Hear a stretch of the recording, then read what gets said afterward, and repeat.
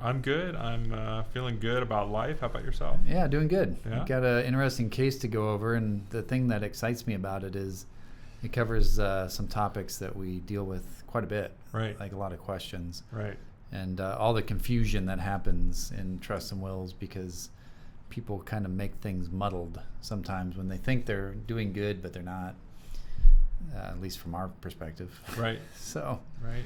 we'll kind of see how that goes. All right, well, let's get started. Welcome to the Stand, Fight, Win live stream, Real Lawyers, Real Answers. And today we are talking about how you go about amending a trust or a will. And in particular, we're going to be talking a lot about handwritten amendments and handwritten changes and handwritten marks on documents. And that's really kind of the point I wanted to get into is so often we'll see people come in and somebody will make a trust, right? And then they don't want to go back to a lawyer to change it or whatever, or maybe they don't have the time, maybe they don't want to spend the money. I don't know what it is.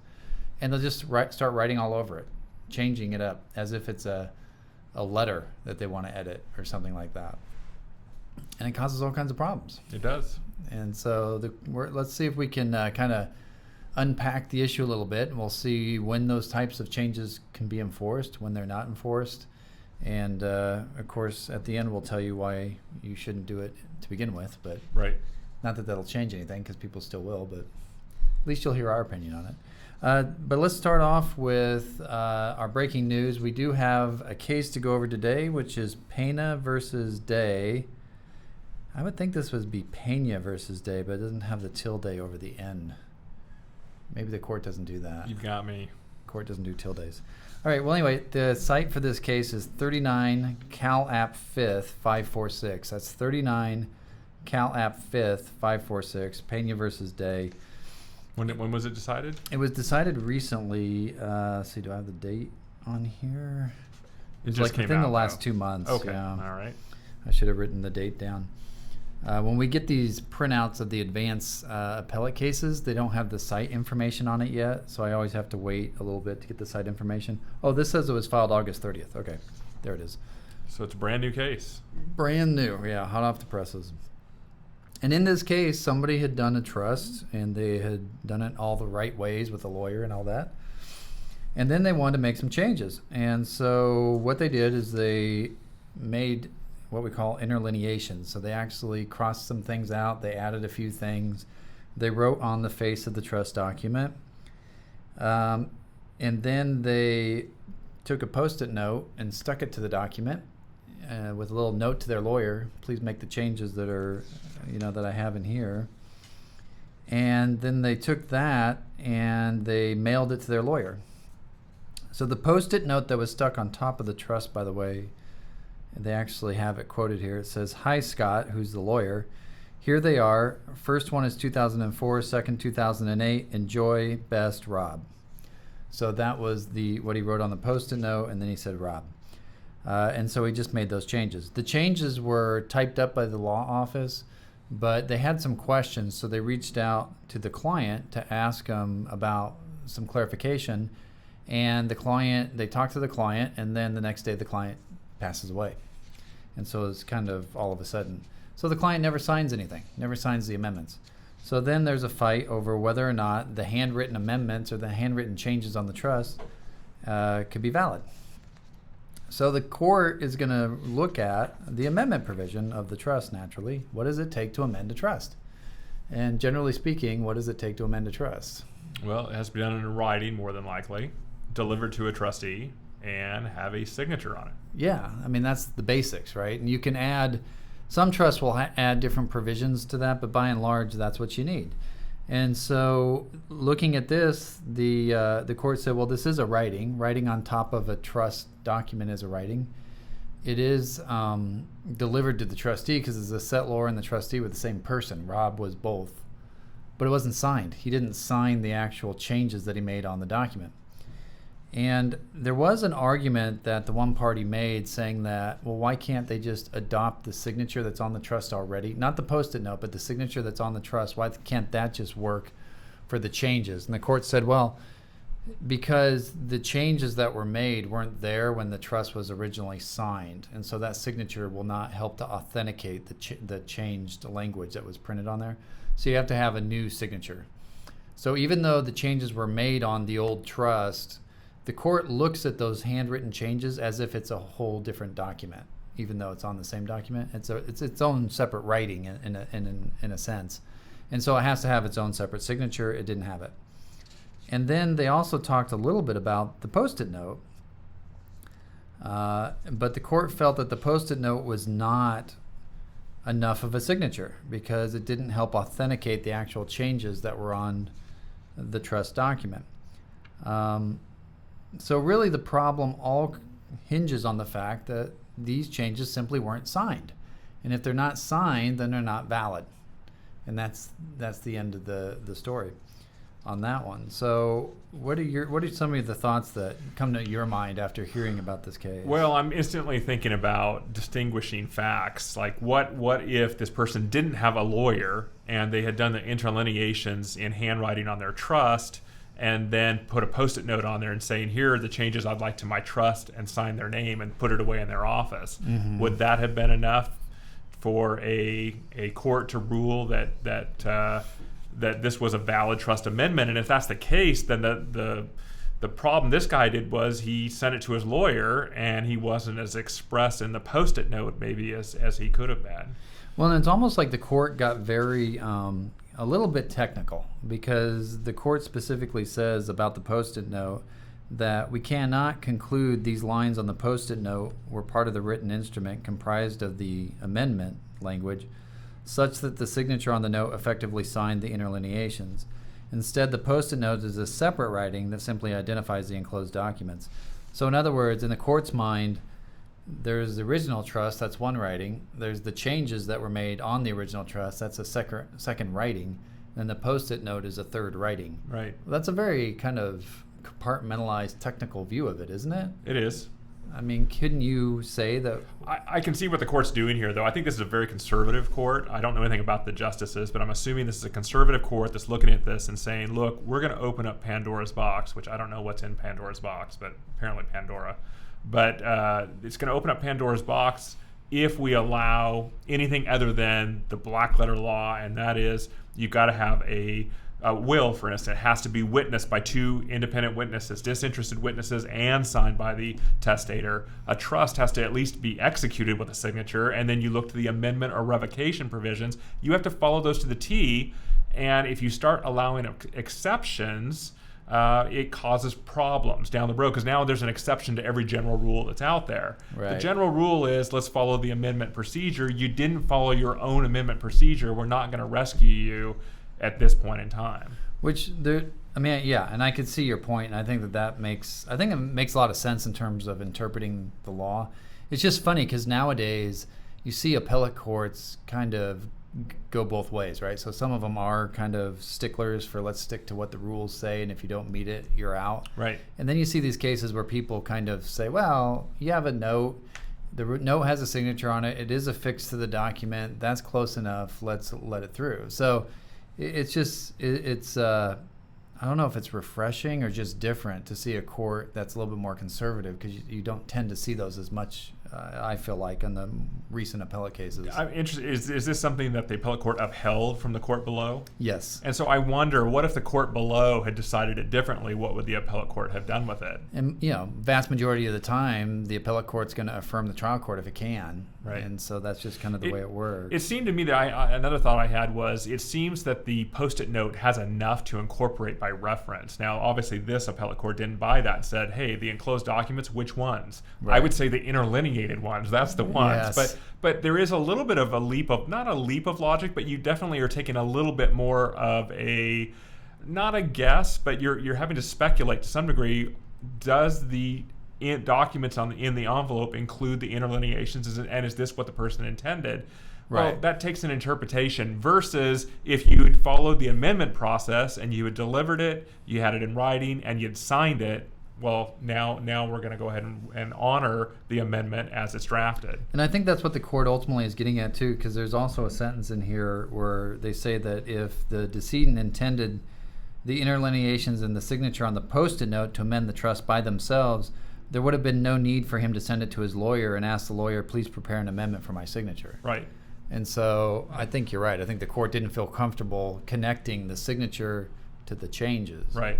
So what this reminds me of is when we first partnered up in, I think it was 2008, you and I got into a really heated argument. I mean, it wasn't a mean argument. I mean, we did say some pretty mean personal things about each other during the argument. But, as we do in all arguments. But we got into a pretty hard argument over one of our cases that we were working on, and that had to do with whether an amendment that was typed up in an email and sent out to all the beneficiaries, and then that person took that email and they put a Post-it note on top of it, and they actually, by the way, they did put their name in email. They did sign it. They typed their name, so, and then they put a Post-it note on top of the email, printed out the email, put a Post-it note on top of it, laid it down on their desk. They died relatively quickly after that point in time, and of course people came and found this amendment that's an email with a Post-it note, it's almost right out of this case right here.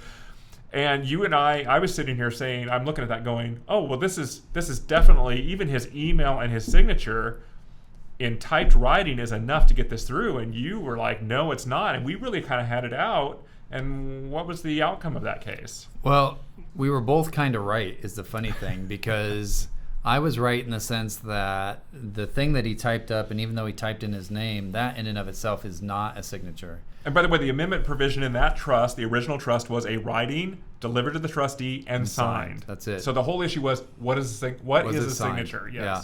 And it's funny because at the time we found out that there are other states that will allow a typed signature to be a signature if you can prove that nobody else had access to whatever the typing device is, whether it's a typewriter or a computer. But in California, that has never been decided. It's never been decided that that's a sufficient signature. And so, I would say it's not. You have to have a live signature in order to have a signature. But to your point was, yes, but if that's the rule, you have to have a live signature, it thwarts his intent. Because his intent is so clear. He typed it up. It's right there, black and white. Right. But these signature rules are funny in the sense that sometimes they give you the wrong result when it comes to intent, but we have to have some safeguard for what we deem to be a valid document, what we deem not to be a valid document.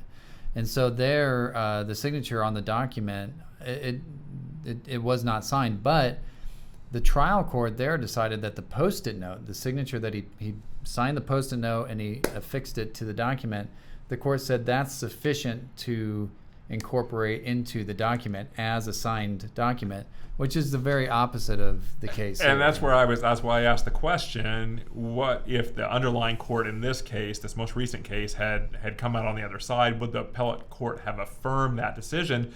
Our trial judge in that case said a Post-it note on top of an email that's purportedly amending a trust, even though it wasn't the full name, it wasn't even the signature of this individual, it was just this person's first name.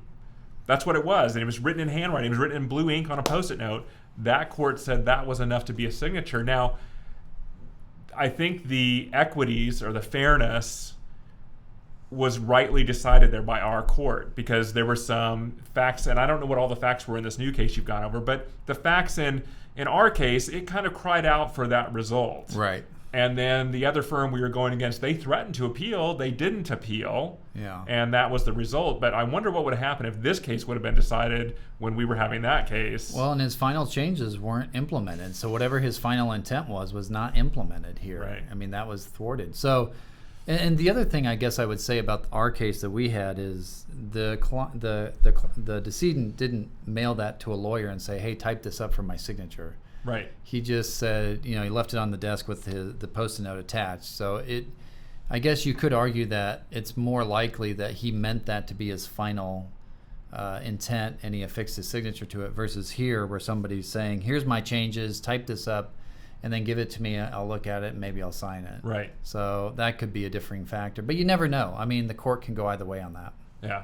These are tough cases, and just little things, little facts, little changes can change the entire result.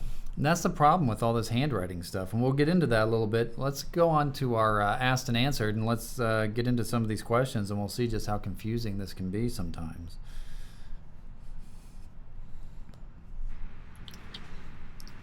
Our first question is, does a trust have to be notarized?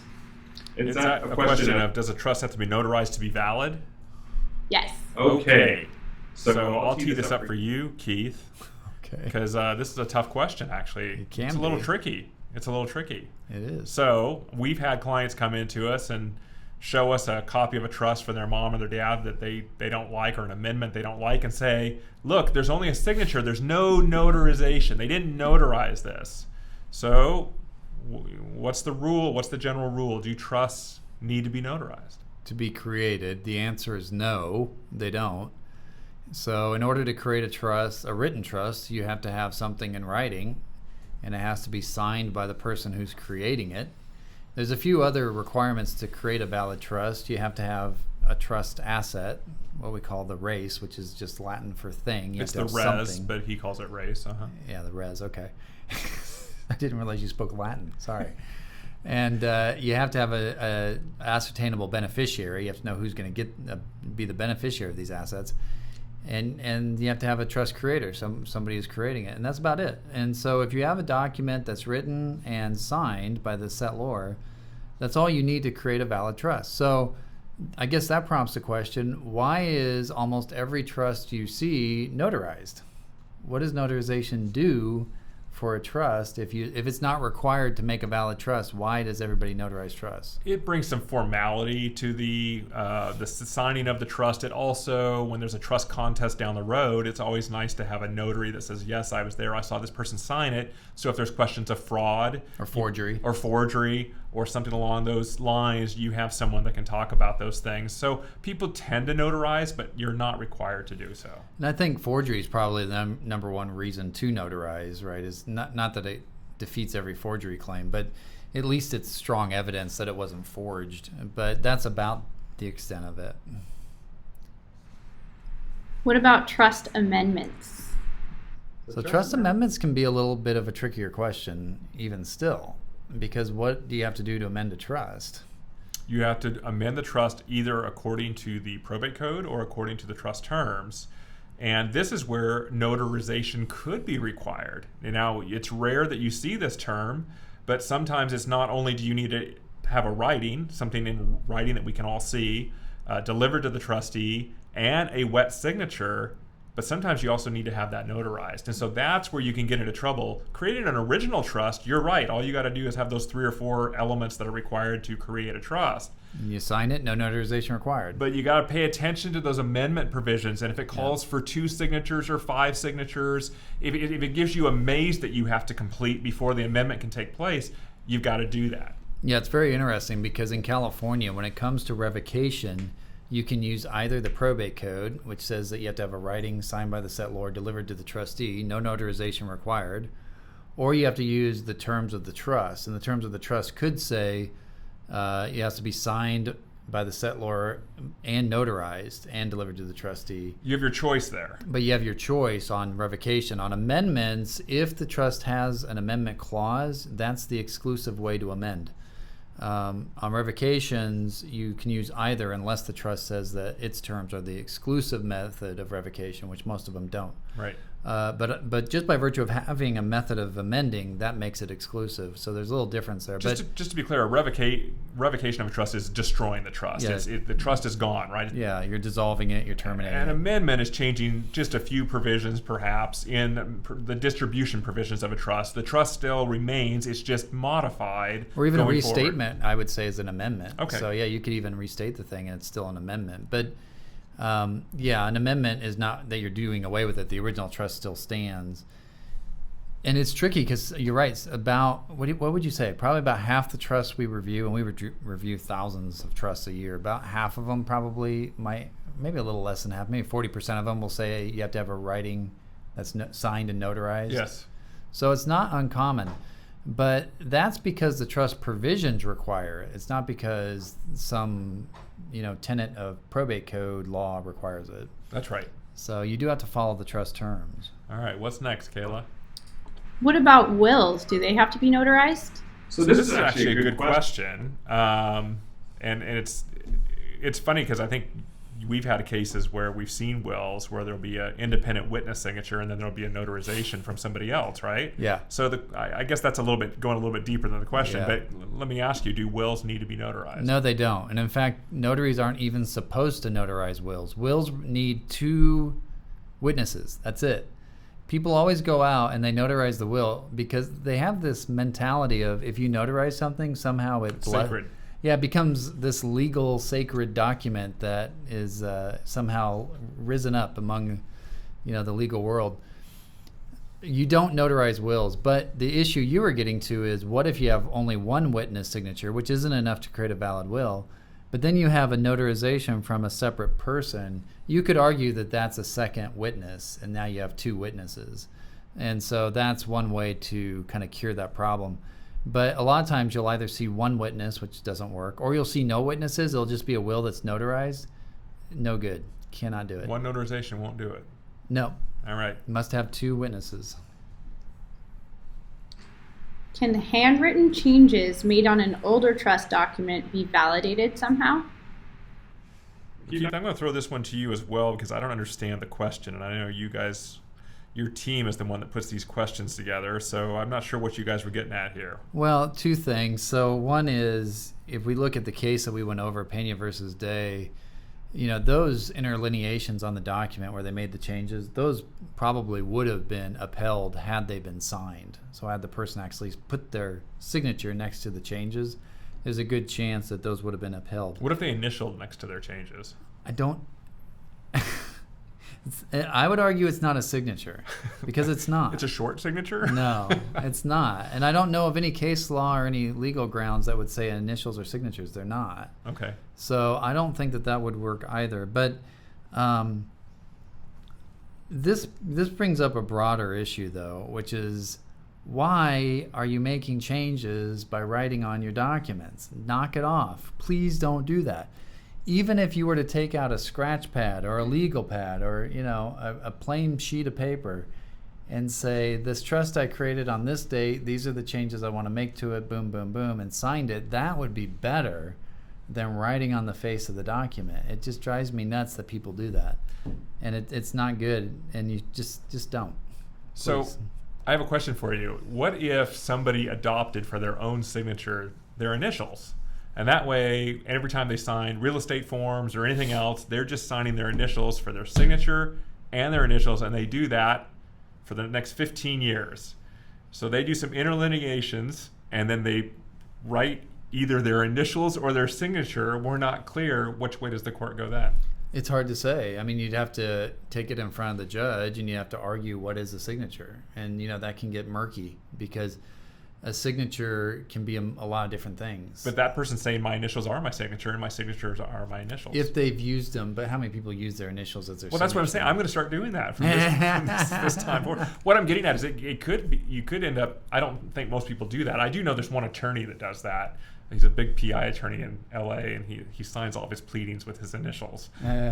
So it just seems to me that there would be a case where maybe he was intending to sign his initials, but you can't tell the difference because the signature and the initials are the same. Could be. Yeah, it could be. But I think for most people, if you have a regular signature and then you go an initial, I don't think it's a signature. Well, I think everyone should just do their initial and their signature the same, and then you're going to win this case. Yeah, it's also very easy to forge. Oh, well, okay. All right, don't do that then. All right. Why don't you give us the next question, Kelly? Okay. Can a trust be amended by a separate document that is handwritten? And that's kind of what I was getting to in the last question. Take out a plain sheet of paper and write something. But what do you think about these, like if you were to do a handwritten amendment to a trust? It's dumb, but sure, yeah, you can do that all day long because that satisfies the writing requirement. It must be in writing. It doesn't say in toner writing. It says in writing. As long as it's delivered to the trustee, if that's what is required under the amendment provision, and then also signed with a wet signature. There's no problem with doing that. Again, that's not smart estate planning for the most part, but it'll work in a pinch, I guess. I've seen, I don't know, how many amendments have we seen over the years? Thousands upon thousands, and a lot of them, unfortunately, are handwritten. But there's only been one case I remember, where it was this older lady, and she had worked as a legal secretary for many years.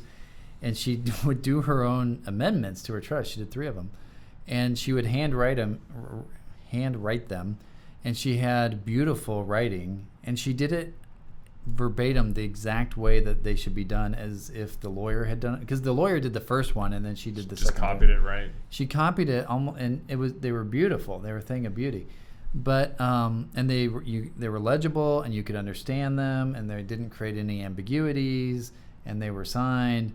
But that's so rare. That's one example out of many, many years. And the problem is that people will write something and it makes sense to them, but it doesn't make sense to the people who ultimately have to interpret these things and apply them.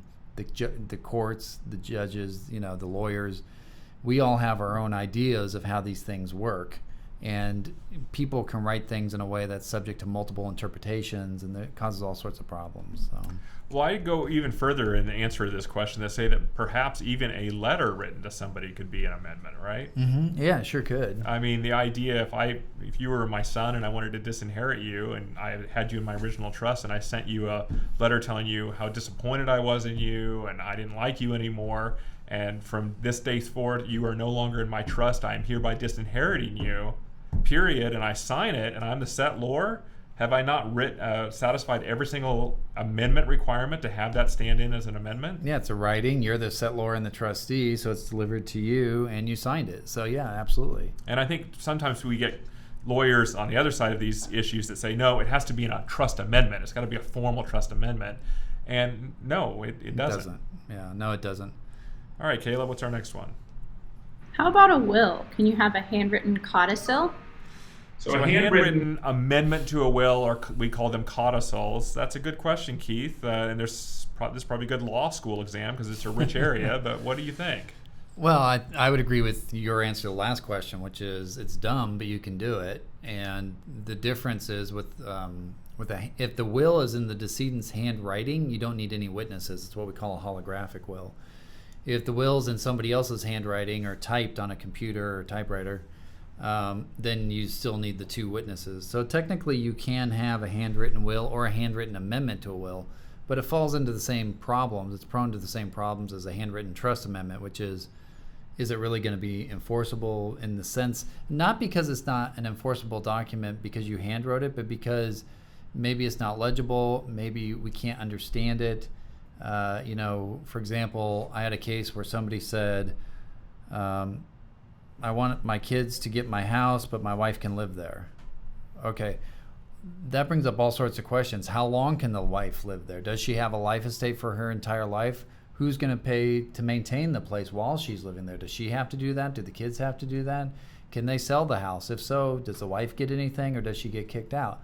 There's all sorts of issues that were left unsaid. It made sense to the person who wrote it. I'm giving my house to the kids, but my wife gets to live there. But it just can't be administered. And more than likely what they meant was my wife can live there for her lifetime, and when she's gone it goes to the kids, but that's not expressed in the document. No, right? And that's the problem with these handwritten amendments. Right. Do trust amendments have to be witnessed? Good old trust amendments again.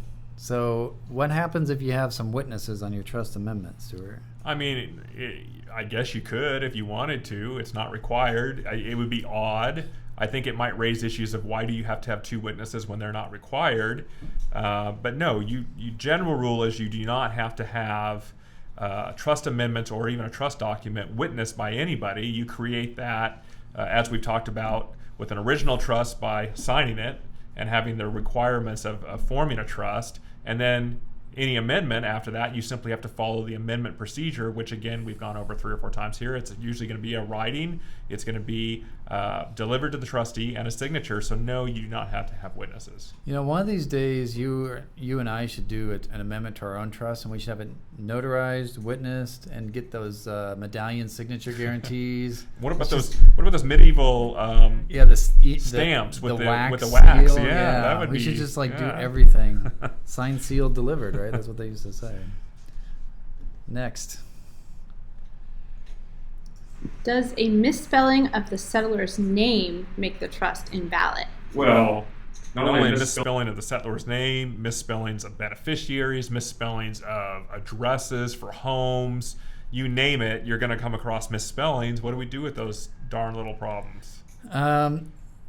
More often than not, the court's going to it's not going to make the trust invalid. Is the first, most likely, unless it's just so horribly misspelled that you can't make sense of it. But no, it's not going to make the trust invalid.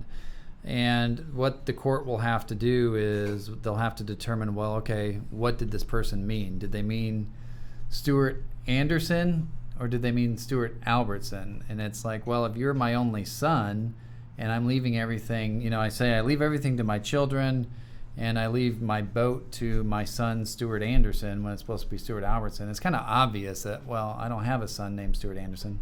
I don't have a son named Stuart Albertson either, but in this example I would. So the court can interpret that and make it right. And so it's what we call a Scrivener's error. And so in other words, there was an error in the drafting of the document, but it's not going to invalidate anything. What are your thoughts on that? We see this all the time. In fact, I think the one we see is 123 Main Street when it's really 124 Main Street. One house number apart.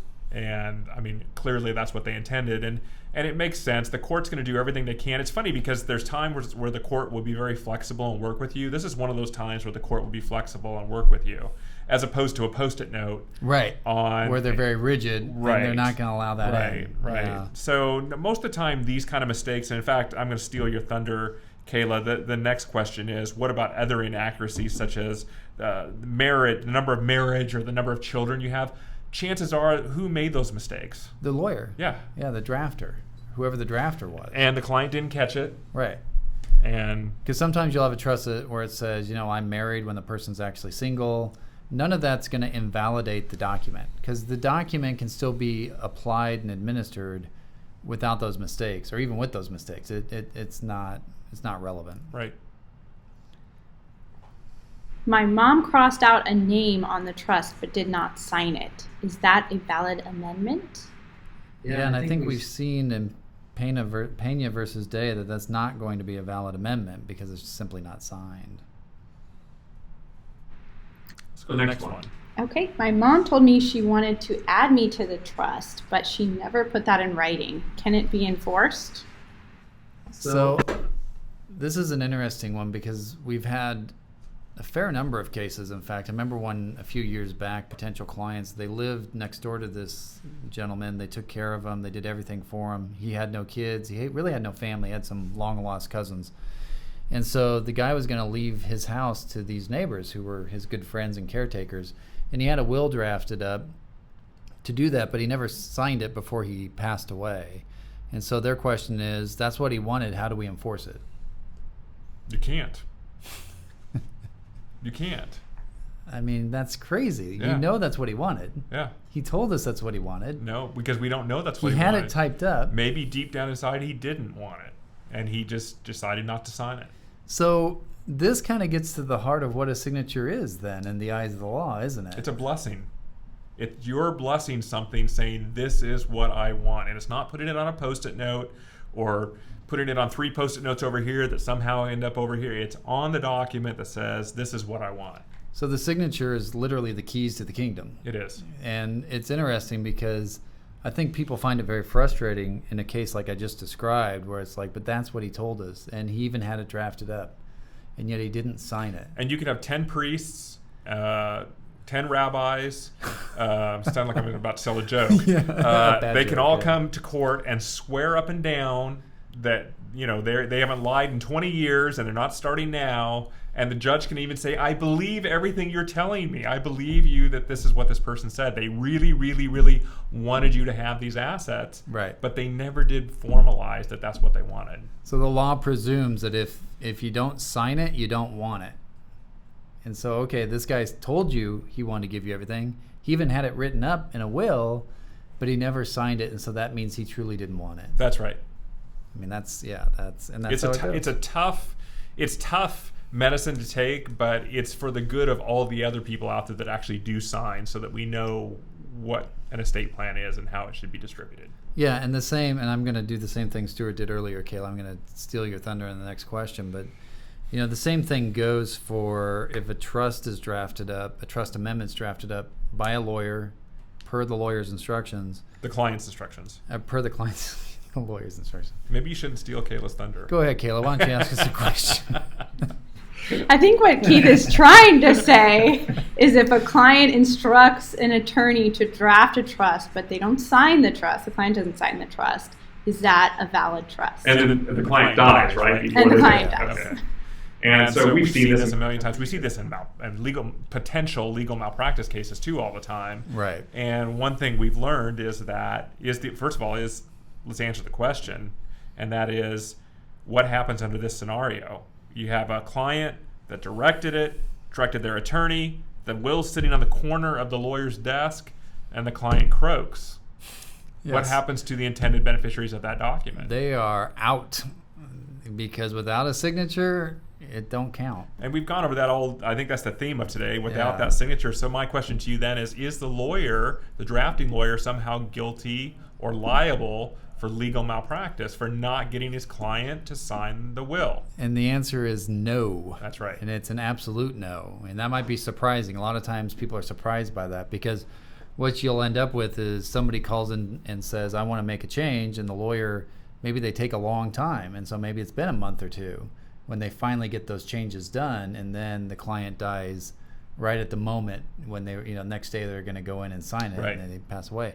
And the reason why the lawyer won't be held liable is that the appellate cases have held that it's just too speculative. We have no way of knowing if the decedent would have signed this document had it been put in front of them. They might have made more edits. They might have made more to edit, or they might have just not signed it, just like the case we talked about earlier, where if they didn't sign it, they didn't truly want it. We don't know if they would have signed it or not, and it'd be highly speculative to hold a lawyer liable for that. Of course, a lot of times people will say, well, I know they would have signed it. Of course they would have signed it. They wanted it. They kept calling the lawyer's office multiple times saying, where's my trust amendment? I want to sign it. None of that matters, because the lawyer's just not going to be liable in that situation. Surprising result, but yep, I agree. Kind of is, yeah. Okay, our last question for today is, what's the best way to amend my trust on my own if I don't want to pay for a lawyer? All right, so we got somebody that wants to be economically conservative, and not pay for a professional to draft their amendment, codicil, whatever you want to call it. And so they're asking you right now, they're out there, that person, what do I do, Keith? Yeah, well, first of all, obviously, I'd say don't do it. I mean, whatever money you think you're going to save by doing it yourself and having a non-lawyer do it, you're going to lose way more. Either you or your children or your beneficiaries are going to lose way more in the long run. So please don't do it. But, of course, people will anyway. I mean, what is really the problem here? I mean, I think maybe people think it's so simple that they don't need the legal advice. Maybe don't want to pay for the legal advice. Can I throw something out there while you're thinking about this? Yeah. I think the same question, I think a question I could ask will make this a little bit clearer and sharper for the audience, and that is, what's the best way to perform your own surgery if you don't want to pay for a doctor? So like you want to take out your own appendix? Yeah, if you want to do because you could. Yeah, I guess you could take out your own appendix if you had to. Free country. It's free. Yeah. Doesn't cost anything other than listening to yourself yell. But well, first of all, you'll also, if you do that, you'll also save money on the anesthesiologist, because you can't be knocked out and take out your appendix at the same time. Well, that's true. So you'd have to be able to take the pain. So these are self-serving statements, but the same could be said about a surgeon that's taking out your appendix. They're being paid to take out your appendix. Right. A lawyer's being paid to make sure that your estate plan is drafted properly. Right. So if, let's say that there's a screw up on your estate plan and it's clear by the intent that you intended people to have assets and a lawyer screws that up, well, at least now there's someone else to look at in getting damages. Not that you want to go around suing lawyers, but if a lawyer messes it up, they're going to have to make it right, either their insurance company or themselves, right? And here, what I hear this person saying is, I don't want to pay anything, but I want to amend my trust. It reminds me of somebody that wants to do their own appendectomy. It's not a good idea. It can be done, but it's not a good idea. Well, and if you go to a good trust lawyer who knows this area of the law, you're going to get a good amendment. if you go to just anybody, there's a possibility. There are times when lawyers draft bad amendments, but by and large, if you go to a trust lawyer who knows what they're doing, you're going to get a good amendment. If you don't want to do that, you're just taking a huge gamble. You could handwrite it, you could type it up. We've talked about what makes a valid amendment throughout this broadcast, so you can certainly follow that. But ultimately, the problem you're going to run into is making it understandable to the lawyers and judges and beneficiaries who ultimately have to read what you wrote and interpret it and apply it. And that's harder than you think. And I think that's where people really get into trouble. Well, my amendment I just recently updated, and I'm giving everything to all of my friends who I love. There's a law school case about how that's not a valid amendment. Why? Because we can't determine who you love. And I've been around you long enough to know that you may love no one. So as sad as that is. That's an unidentifiable class, I guess. It's unidentifiable, yes. Okay. It's like, giving money to everyone my dog loves. That'd be everyone he sees. I like your dog. Well, see, there you go. Yeah, all right. Well, I want to thank you for joining us today. Another Stand, Fight, Win live stream. You can always catch a recorded version of this broadcast where we keep them on our YouTube channel and also on Facebook. And if you prefer to get an audio-only version of this broadcast, you can find that on podbean.com. Thank you for joining us, and we will see you next time. All right, thank you.